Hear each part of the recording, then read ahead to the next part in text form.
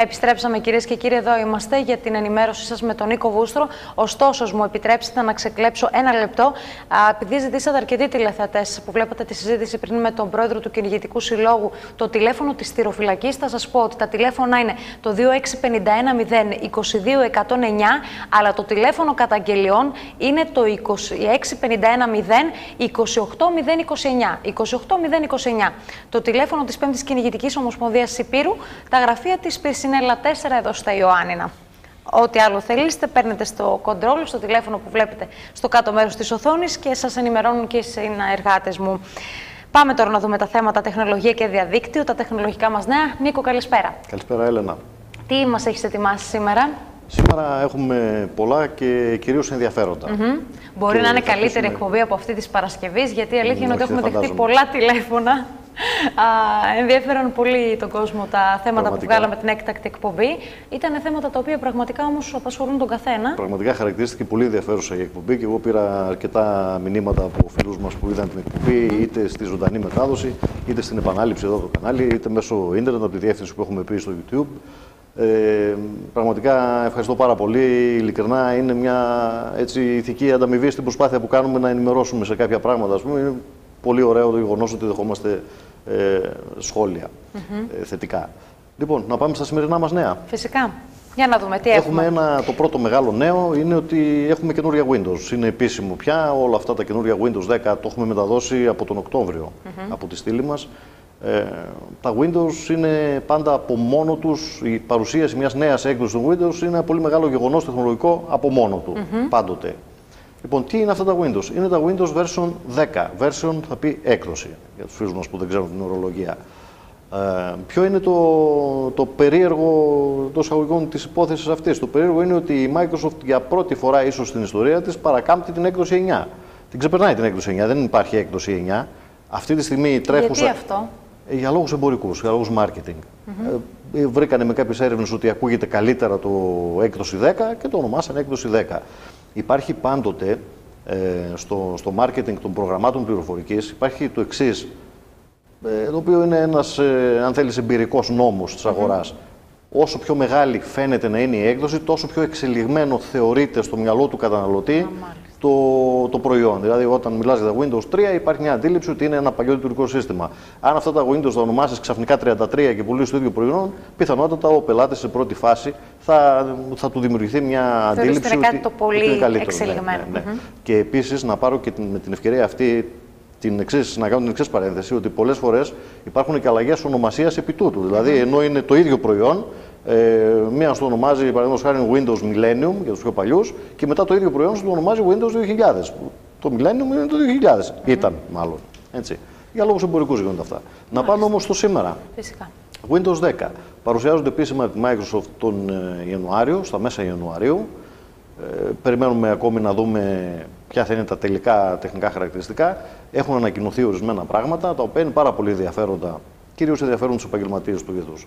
Ένα χαρακτηριστικό το οποίο ενδιαφέρει όμως και όλους τους υπόλοιπους χρήστες είναι ότι η Microsoft κάνει ένα πισωγύρισμα, τρόποντινά, όπως πάλι το έχουμε ξαναπεί από τον Οκτώβριο στη στήλη μας, επαναφέρει το μενού Start. Τα τρέχοντα Windows που έχουμε παρουσιάζουν αυτή την οθόνη με τα εικονίδια στην αρχή και καταργούν το μενού Start. Στα Windows 10 επανέρχεται κανονικότατα το μενού Start. Ναι, γιατί η αλήθεια είναι ότι δεν διευκόλυναν και πολύ ακριβώς, τα Windows ακριβώς. Το ακούσαμε, ήταν νομίζω το μοναδικό, θα λέγαμε κιόλας, αρνητικό τους. Ήταν από τα πολύ σοβαρά, από τα πολύ σημαντικά αρνητικά τους. Αν θέλεις, η Microsoft προχώρησε χωρίς να το εξετάσει πολύ σε μια τέτοια κίνηση, βεβαιασμένα ακριβώς, με αποτέλεσμα να χάσει πωλήσεις. Γιατί αυτό είναι πάντα το κριτήριο για αυτές τις εταιρείες. Είδαν ότι οι πωλήσεις δεν ήταν οι αναμενόμενες, αυτές που περίμεναν ότι θα έχουν. Ναι, μα είδα πολλούς που πήγαν στο Vista, στα Vista. Ναι. Παρέμειναν στα 7. Ναι, πραγματικά ισχύει. Αν δεις κάποια διαγράμματα εξάπλωσης που λέμε εμείς, δηλαδή πόσο πολύ είναι εξαπλωμένο το κάθε λειτουργικό, θα δεις ότι υπάρχει ακόμη και η προπροηγούμενη έκδοση. Υπάρχει και η έκδοση XP, που ήταν και με διαφορά η πολυπληθέστερη, η πιο σταθερή οπωσδήποτε, ναι.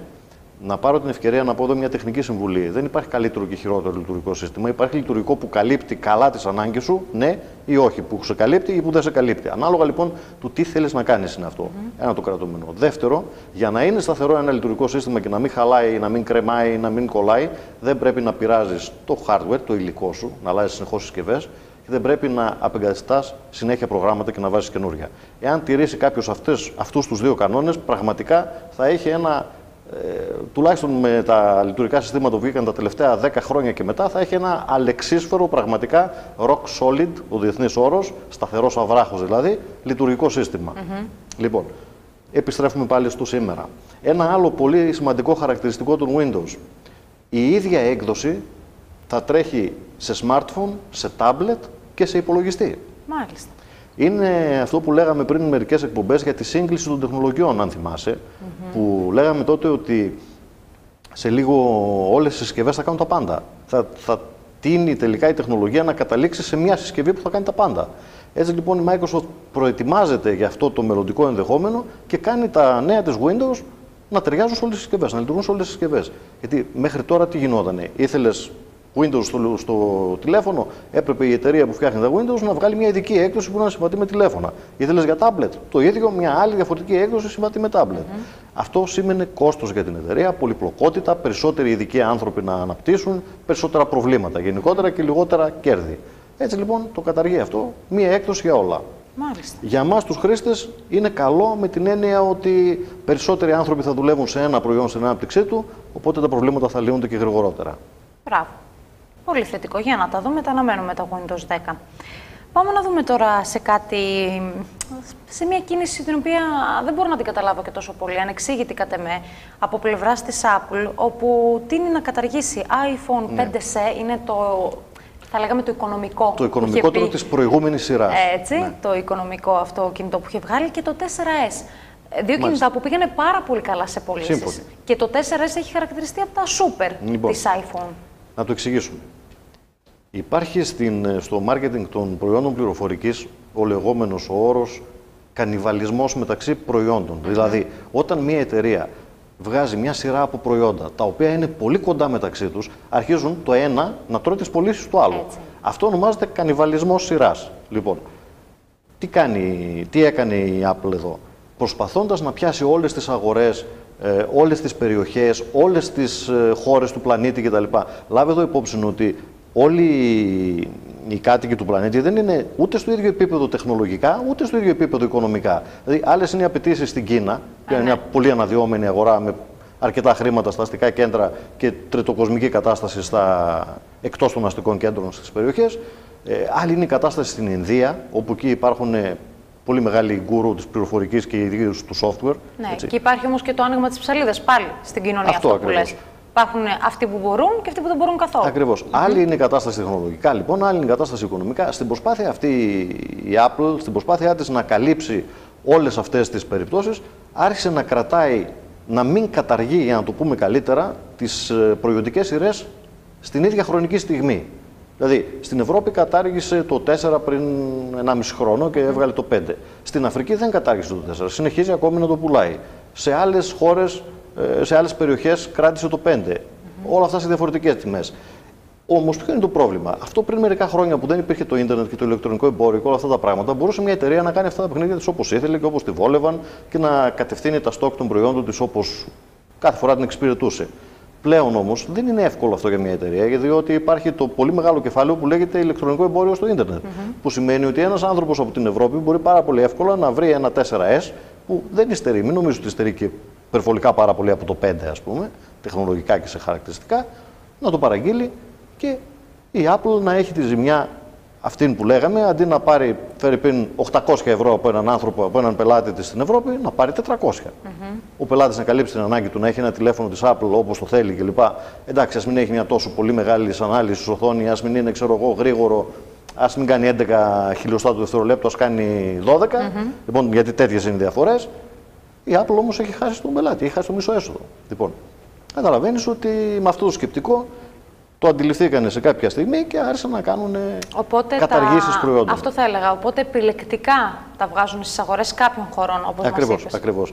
Θα σταματήσουν αυτό, θα κάνουν μια παγκόσμια παρουσίαση, παγκόσμια, πώς το λένε, προβολή για τα προϊόντα και θα προτείνουν σε όλες τις αγορές το ίδιο ακριβώς προϊόν. Δηλαδή θα έχει τη σειρά 6, το μικρό, το μεγάλο κλπ. Κάποια στιγμή, από ό,τι γράφουν τα ειδικά έντυπα που παρακολουθούν το χώρο, το 6 Plus ίσως να καταργηθεί με την πολύ μεγάλη οθόνη της τελευταίας σειράς, γιατί δεν έχει πάει τόσο καλά εμπορικά. Σε αντίθεση με το 6, το απλό, το οποίο έχει πάει πολύ καλύτερα εμπορικά. Και όταν μας το έχεις παρουσιάσει, επειδή το θυμάμαι πολύ καλά, ήταν σαν ένα mini tablet, έτσι. Ακριβώς, η αλήθεια είναι αυτή. Αν θέλεις να έχεις tablet, δεν παίρνεις κινητό, παίρνεις και ένα πιο οικονομικό.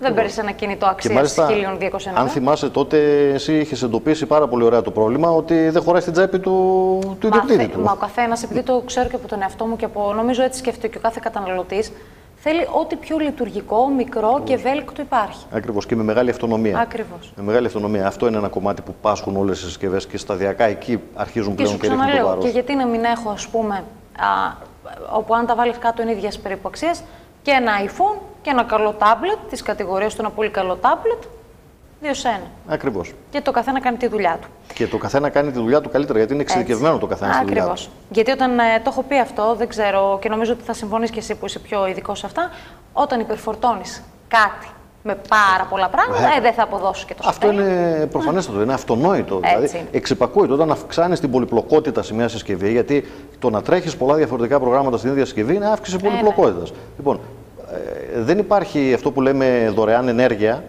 Δεν υπάρχει. Δηλαδή, όταν αυξάνεις τις απαιτήσεις, χάνεις από κάπου αλλού.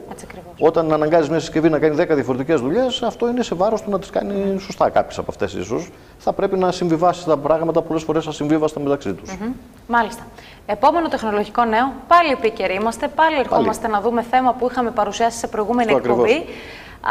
Η Google. Είχαμε μιλήσει για τη διαίρεση των υπηρεσιών που πάει να της επιβληθεί από την Ευρώπη. Κοίταξε, εκεί γίνεται τώρα ένας ολόκληρος. Τι γίνεται αυτό το θέμα? Θα σου πω. Γίνεται ένας ολόκληρος πόλεμος συμφερόντων. Υπάρχει ουσιαστικά μια απόφαση. Ποιο είναι το γεγονός, να πούμε το τελευταίο, και γιατί επανερχόμαστε σε αυτό το ζήτημα. Το γεγονός είναι ότι το Ευρωκοινοβούλιο πήρε την απόφαση να προτείνει στην Ευρωπαϊκή Επιτροπή να ζητήσει τη διαίρεση της Google σε 2 εταιρείες, τουλάχιστον όσον αφορά το ευρωπαϊκό της κομμάτι. Έτσι, γιατί η δικαιοδοσία που έχει η Ευρωβουλή και η Ευρωπαϊκή Επιτροπή κλπ. Και γενικά όλοι οι ευρωπαϊκοί θεσμοί είναι στο χώρο ευθύνης της Ευρωπαϊκής Ένωσης. Έτσι. Δεν μπορεί να πει στην Google της Αμερικής τι θα κάνει, έτσι, εκεί είναι αρμόδιες οι αμερικανικές αρχές.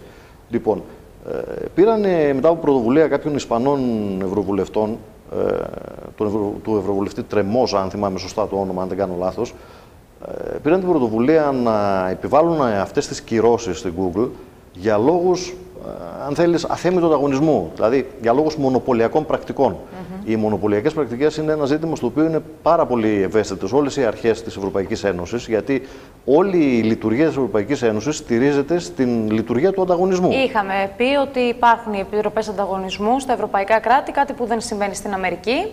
Αυτό όπου ακριβώς. Εκεί ο καλύτερος τα παίρνει όλα και κερδίζει, όπως είχαμε πει. Αυτό ακριβώς. Όμως το πρόβλημα εδώ ποιο είναι? Να της επιβληθεί κάτι, να της επιβάλλει κάτι τέτοιο της Το Google. πρόβλημα στη συγκεκριμένη περίπτωση ποιο είναι? Είναι ότι η απόφαση αυτή της Ευρωβουλής που ψηφίστηκε και είναι ευρωπαϊκός κανονισμός πλέον δεν είναι δεσμευτική. Και το ψήφισε σήμερα κιόλας. Ναι, αυτό ακριβώς. Δεν είναι δεσμευτική, είναι σύσταση. Δεν έχει την ισχύ που έχει ένας νόμος. Και προτείνουν. Δεν είναι νομοτελειακή, δηλαδή δεν λέει ότι θα γίνει. Δεν είναι καταναγκαστική. Μάλιστα. Είναι σύσταση, συμβουλή, ας πούμε, κατά κάποιο τρόπο. Όμως έχει τη δυνατότητα να ζητήσει από την Ευρωπαϊκή Επιτροπή η Ευρωβουλή να επιβάλλει κυρώσεις. Η Ευρωπαϊκή Επιτροπή μπορεί να επιβάλλει κυρώσεις. Στην πραγματικότητα, αυτό που συμβαίνει σε αυτές τις περιπτώσεις είναι να επιβάλλονται κάποια πολύ μεγάλα πρόστιμα στις εταιρείες αυτές, με σκοπό να τις εκφοβίζουν εντός εισαγωγικών και να σταματάνε τις πρακτικές αυτές.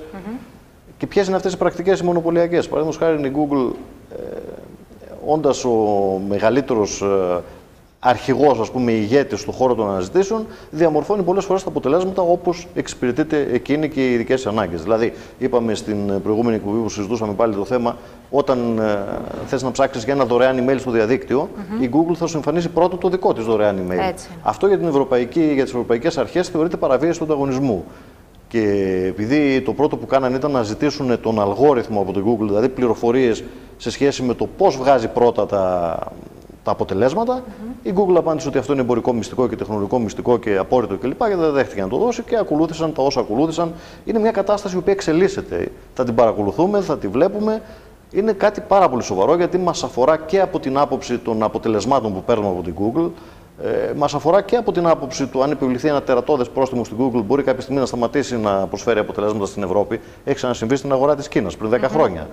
Οι Κινέζοι πήραν μια αντίστοιχη περίπτωση, σε μια αντίστοιχη περίπτωση πήραν μια απόφαση και απέκλεισαν την Google από την αγορά της Κίνας. Λοιπόν, η Google στην αρχή έφυγε και τους άφησε στα κρύα του λουτρού, επέτρεψέ μου την έκφραση. Μετά όμως από λίγο καιρό κατάλαβε ότι δεν μπορεί να αγνοήσει μια αγορά 2 δισεκατομμυρίων ανθρώπων, 1,5 δισεκατομμυρίου ανθρώπων και επανήλθε και έκανε ένα συμβασμό. Το ίδιο υποθέτουμε ότι θα συμβεί και εδώ. Μάλιστα. Όλο το παιχνίδι ουσιαστικά γίνεται για να υποχρεωθεί η Google να μην βγάζει οικονομικό πρώτα... όφελος υπάρχει από πίσω. Εντάξει, τώρα να είμαστε... Εντάξει, καταλαβαίνουμε γιατί γίνεται. Να μην βγάζει πρώτα τα δικά της αποτελέσματα, έτσι. Μάλιστα. Για πες μας το επόμενο και τελευταίο τεχνολογικό νέο και να πάμε μετά στις ερωτήσεις των τηλεθεατών που έχουν μεγάλη αξία και θέλω να τις απαντάμε. Βεβαίως.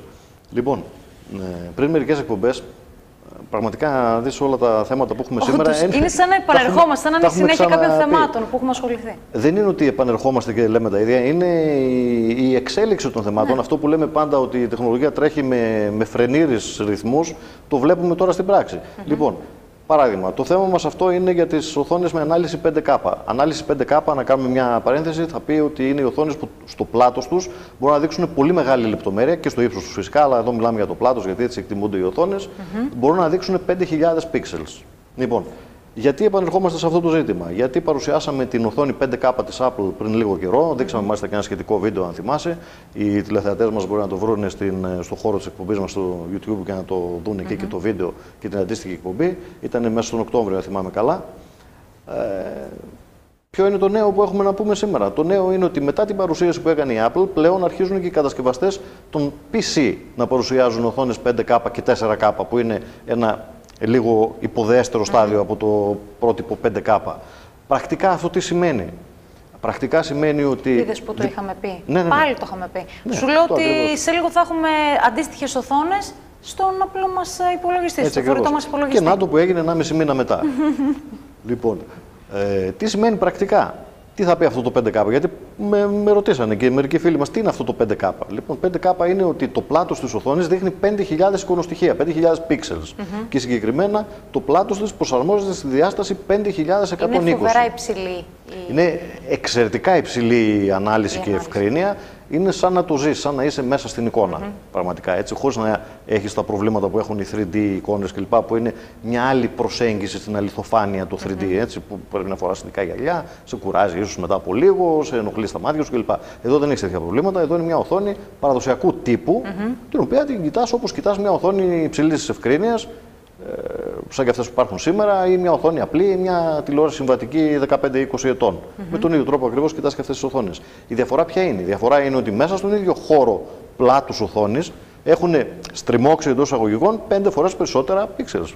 Οπότε δείχνει 5 φορές περισσότερη λεπτομέρεια. Τέλειο. Πραγματικά αξίζει να ανατρέξουν στις εκπομπές στο αρχείο μας στο YouTube και να το δούνε, γιατί το βίντεο ήταν πραγματικά αποστομωτικό. Έμενες με το στόμα όντως ανοιχτό. Ναι, γιατί η Apple είχε φροντίσει τότε να κάνει ένα βίντεο που έδειχνε τη σύγκριση μεταξύ των διαφόρων οθονών. Δηλαδή έδειχνε την ίδια εικόνα και πώς αυτή, ανάλογα με την εξέλιξη που υπήρχε στις οθόνες, πώς η εικόνα αποκτούσε περισσότερη λεπτομέρεια και περισσότερη ευκρίνεια και πιο σωστά χρώματα κλπ. Μιλάμε για τεχνολογία η οποία τρέχει με άλματα, πραγματικά. Τώρα, δεν ξέρω ποιος είναι αυτός που χρειάζεται, γιατί μπαίνει και ένα τέτοιο ερώτημα, ξέρεις. Δεν ξέρω ποιος είναι αυτός που χρειάζεται τόση ευκρίνεια τελικά. Δηλαδή, να την κάνεις τι τόση ευκρίνεια? Είχαμε πει, γιατί το θυμάμαι πάρα πολύ καλά. Δεν ξεχνάω τις εκπομπές και τις κουβέντες που έχουμε κάνει εδώ για κάποιες υπηρεσίες. Θα είναι εργαλείο απίστευτο, φοβερά. Πραγματικά. Ή για κάποιες περιπτώσεις όπως είναι η ιατρική απεικόνηση, ας πούμε. Ναι, η ιατρική απεικόνηση, φανταζούμε αστυνομία, υπηρεσίες δημόσιες. Σίγουρα.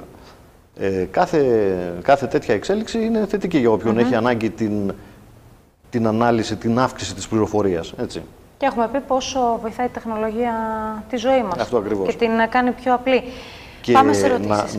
Πριν πάμε σε ερωτήσεις, να βάλουμε και άλλη μια παράμετρο στο θέμα αυτό, ότι τα μηχανήματα της Apple, οι υπολογιστές της Apple είναι μια αγορά. Οι αγοραστές των συσκευών Apple είναι μια αγορά πάρα πολύ μικρή συγκριτικά με τους υπόλοιπους υπολογιστές. Εδώ τώρα βλέπουμε είναι αρκετά ακριβή, τώρα να μην λέμε. Σίγουρα, ναι, και το έχουμε πει και αυτό. Είναι συνειδητή επιλογή της εταιρείας Apple να πουλάει ακριβά τα προϊόντα της. Προσφέρει ποιότητα, απίστευτες υπηρεσίες, έχουν απόλυτο δίκιο. Αλλά επειδή η τσέπη του κόσμου πονάει, Σωστό. Λοιπόν, θα κοιτάξει και το πιο φθηνό. Τι ήθελα να πω τώρα? Ήθελα να πω το εξής, ότι από τη στιγμή που περνάνε στον κόσμο των PC πλέον αυτές οι εικόνες, βγαίνουν από τον κόσμο του Macintosh, της Apple κλπ. Και περνάνε στο απλό καλό PC με τα εκατομμύρια, μη πω δισεκατομμύρια των συσκευών που υπάρχουν παγκοσμίως στην τεχνολογία PC, στην πλατφόρμα του PC, υποθέτουμε ότι η πτώση της τιμής για την τεχνολογία οθόνης 5K θα είναι ραγδαία. Δηλαδή, εάν αυτή η τιμή, αν έμενε στην Apple η οθόνη αυτή και υποθέτουμε ότι η τιμή της θα γινόταν προσιτή σε 2 χρόνια, τώρα θα γίνει σε μερικούς μήνες. Θα είναι ραγδαία η πτώση της τιμής και θα δεις ότι μετά από λίγο καιρό που θα συζητάμε πάλι για τις οθόνες 5K που θα έχει ανακαλυφθεί 10K μετά από λίγο, θα δεις ότι θα επανέλθουμε. Χαιρόμαστε ιδιαίτερα, γιατί να μην είναι προσιτή σε όλους. Χαιρόμαστε ιδιαίτερα. Πάμε, Νίκο μου, σε ερωτήσεις για να μην φάμε πολύ χρόνο από τις ερωτήσεις οι οποίες θεωρώ πολύ σημαντικές των τηλεθεατών μας. Ερώτημα από τηλεθεατή. Διαφορά ανάμεσα σε blog και site. Μάλιστα. Αλήθεια, ποια είναι? Κοίταξε να δεις. Έχουν ομοιότητες, έχουν και διαφορές. Και τα δύο είναι ιστοσελίδες οι οποίες λειτουργούν στο διαδίκτυο. Δηλαδή, σημαίνει ότι κάποιος τις φτιάχνει, γράφει μέσα πληροφορία και κάποιος τις διαβάζει, δηλαδή παίρνει την πληροφορία που έχει φτιάξει αυτός που την έχει γράψει. Ποια είναι η διαφορά τους? Να πούμε τι είναι το blog, να πούμε ένα στοιχείο το οποίο ελάχιστοι μπορούν να το γνωρίζουν. Το blog είναι συντομογραφία. Δεν είναι μία λέξη που υπάρχει από μόνη της. Είναι σύντμηση των λέξεων web log, δηλαδή διαδικτυακό ημερολόγιο. Αφαιρείται το WE και μένει blog, δηλαδή blog. Έτσι παράγεται η λέξη. Λοιπόν, αυτό μας βοηθάει να καταλάβουμε, γιατί πάμε στην ετυμολογία της λέξης, γιατί μας βοηθάει να καταλάβουμε τη λειτουργία. Είναι ένα ημερολόγιο, ένα site το οποίο είναι αντίστοιχο με ένα έντυπο, φυσικό ημερολόγιο, με τη διαφορά ότι γίνεται σε ψηφιακή μορφή και προσιτό σε όλο τον κόσμο. Αυτό το είδος site που έχει χρονολογική σειρά στην εμφάνιση των νέων του και μπορεί εύκολα να ενημερώνεται από το χρήστη και αυτός καταχωρεί εκεί κάποιες πληροφορίες ημέρας, κάποιο άρθρο, κάτι τέλος πάντων το οποίο έχει να κάνει με τρέχοντα ζητήματα ή τρέχουσα επικαιρότητα, αυτό το είδος του site ονομάζεται blog. Το website τώρα από την άλλη μεριά είναι κάτι το πιο στατικό, δηλαδή website θα κάνει μια επιχείρηση, ένας οργανισμός, ένας δημόσιος φορέας, ένα πανεπιστήμιο, για να προβάλλει κάτι πιο σταθερό, κάτι πιο στατικό. Εάν τώρα αυτός ο φορέας έχει την ανάγκη να αλλάζει συχνά πληροφορίες ή να ενημερώνει, μπορεί να δημιουργήσει και ένα blog ή ένα blog ενσωματωμένο μέσα στο site. Άρα λοιπόν είναι δύο είδη ιστοσελίδων τα οποία καλύπτουν διαφορετικές ανάγκες. Επί της ουσίας, στο τέλος της ημέρας που λέμε, και τα δύο δημοσιεύουν πληροφορίες στο ίντερνετ. Η διαφορά είναι στο πώς αυτό γίνεται και το σε ποιους απευθύνεται. Μάλιστα. Πολύ ωραία. Τι πρέπει να προσέχω στη λήψη mail, τι δεν πρέπει να κάνω, ρωτάει κάποια τηλεθεάτρια, τηλεθεατής. Λοιπόν, τι δεν πρέπει να κάνω? Βασικά δεν πρέπει να κάνω γρήγορες κινήσεις, διότι θα σου πω τα συμπεράσματα από μια έρευνα που είχαμε κάνει παλιότερα με συνεργάτες μου. Τα περισσότερα προβλήματα οι χρήστες τα παθαίνουν όταν κάνουν επαναλαμβανόμενα μηχανικές κινήσεις. Δηλαδή, όταν κάνουν κινήσεις μηχανικά, χωρίς να συνειδητοποιούν τι κάνουν εκείνη τη στιγμή. Δηλαδή, σου λέει πάτα εδώ αυτό το link για να κάνεις αυτό, και εκείνη τη στιγμή αντί να σκεφτείς τι κάνει αυτό να το πατήσεις, το πατάς, χωρίς να σκεφτείς.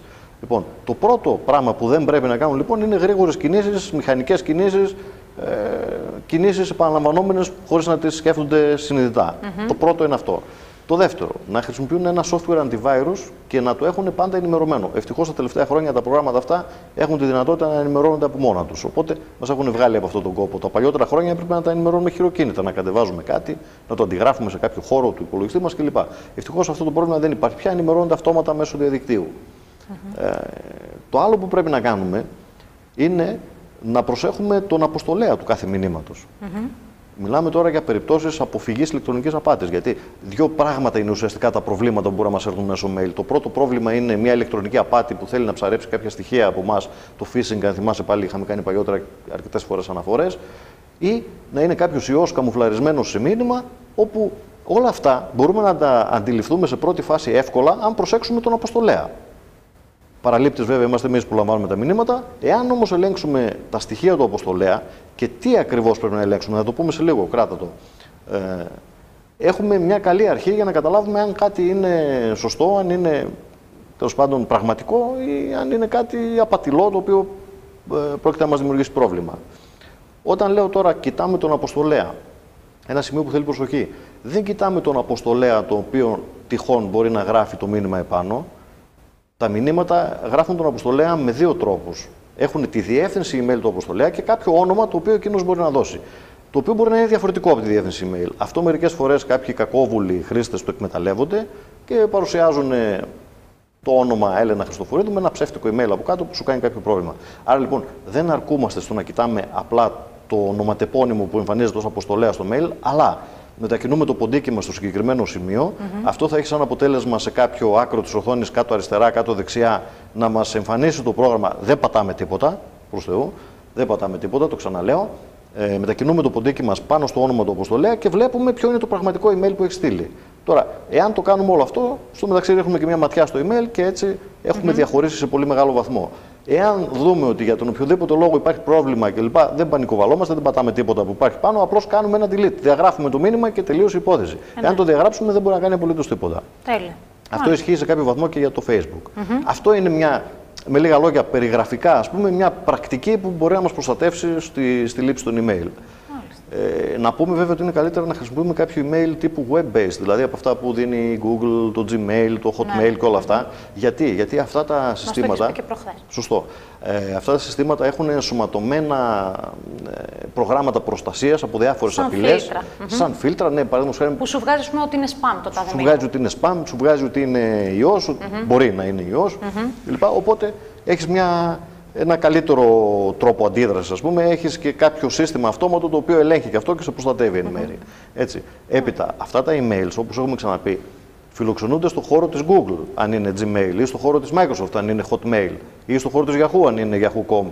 Αυτό τι σημαίνει? Αυτό σημαίνει ότι αν περάσει κάποιος ιός εκεί μέσα, δεν πηγαίνει στο δικό μας σύστημα, δεν μας χαλάει τον υπολογιστή μας, που είναι πάρα πολύ σημαντικό.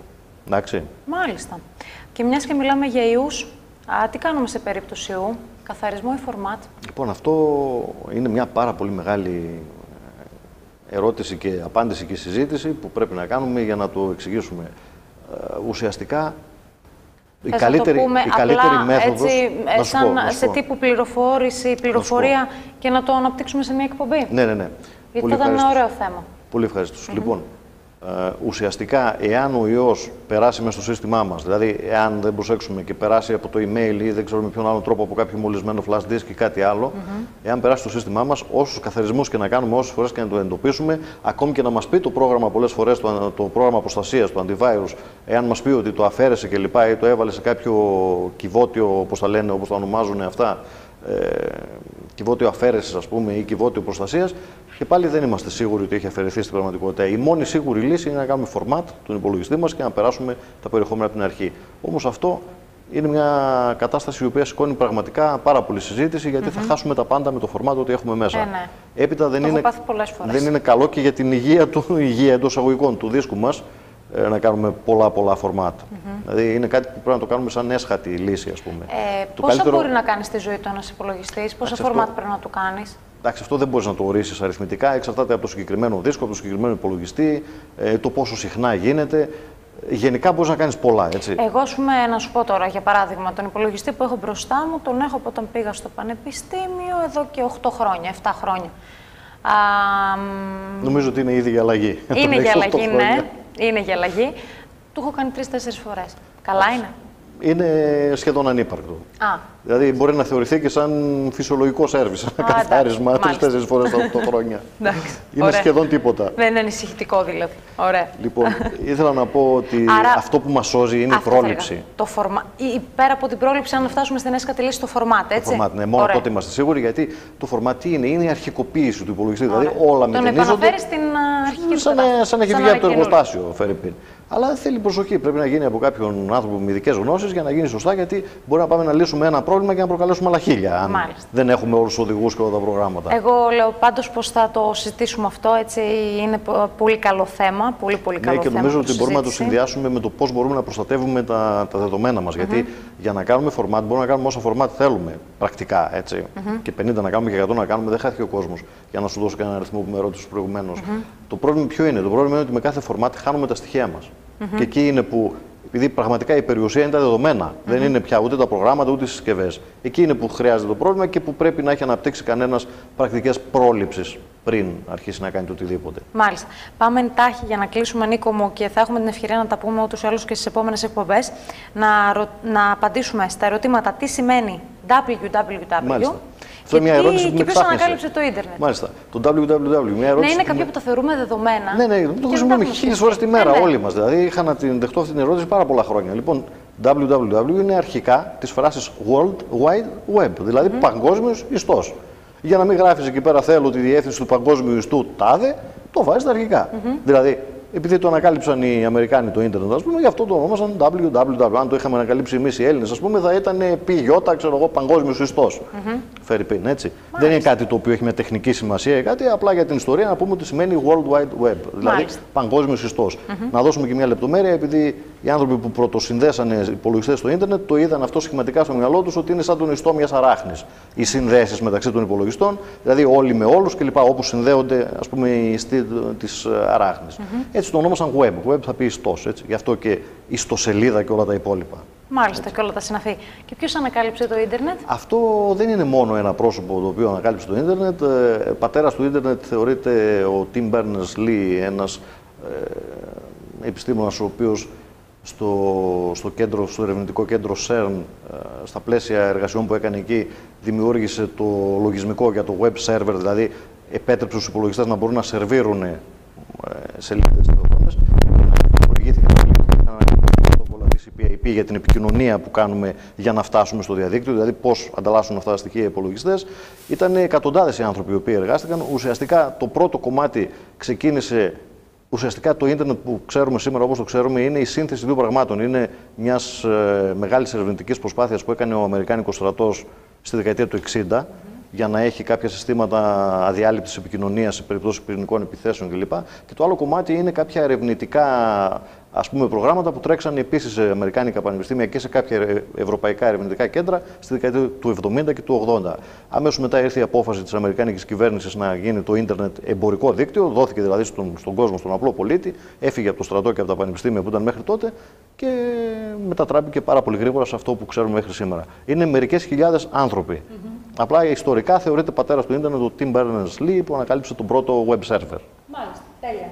Και έχω να σου πω πως έχω ερώτημα, μια έτσι παρατήρηση από τηλεθεατή φίλο που μας βλέπει και κλείνω με αυτό.